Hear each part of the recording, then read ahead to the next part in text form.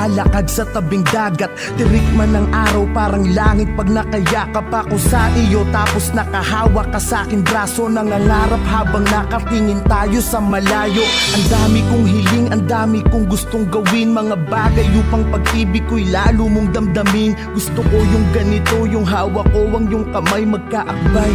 Parang wala na yatang papantay sa pintig na kakaiba. Nahatid mo sa akin, ako'y ganado pag ikaw ang kasabay kong kumain ng iyong halik. Na ang dulot ay ngiti na abot tenga, kaligayahan na hindi kayang mabili ng pera. Di ko kayang isipin ang buhay nang hindi ka kasama. Naiisip ko pa lang ako'y parang maluluha. Nakatabi kita pero ba't ganito ang pakiramdam? Nalulungkot pa rin ako at labis na nasasaktan.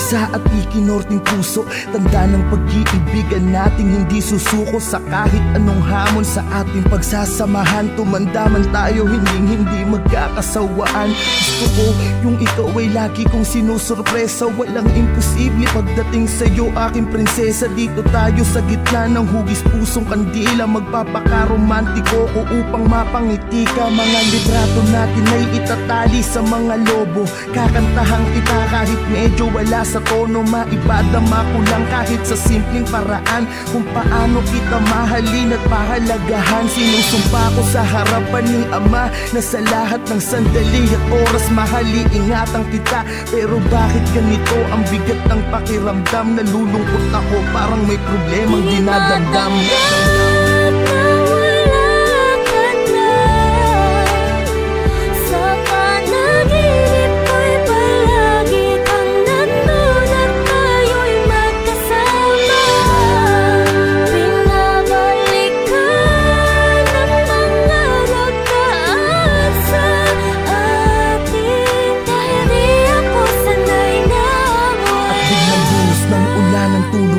Naudlot, panaginip lang pala sa tabi ng iyong puntod. Mata ko'y ipinikit, pinilit muling matulog. Di alintana ang patak ng luha na nahuhulog sa aking mata. Kahit basang-basa na ng ulan, hindi ko kasi alam kung paano pasisimula ng buhay nang di ka kasama. Sinanay mo kasi ko na laging masaya at ang araw ko ay kumpleto. Wala na akong kasabay magsipilyo, wala nang makulit. Nauupo lagi dito sa binti ko. Wala na akong kasubuan kapag kumakain. Sa tuwing at 13, wala na akong susurpresahin. Wala na akong bibigyan ng bulaklak at yayakapin sa harapan ng mga taong pumapalakpak. Wala na ang babaeng habang buhay ko mamahalin. Lahat ng yan tanging sa'yo ko lamang kayang gawin.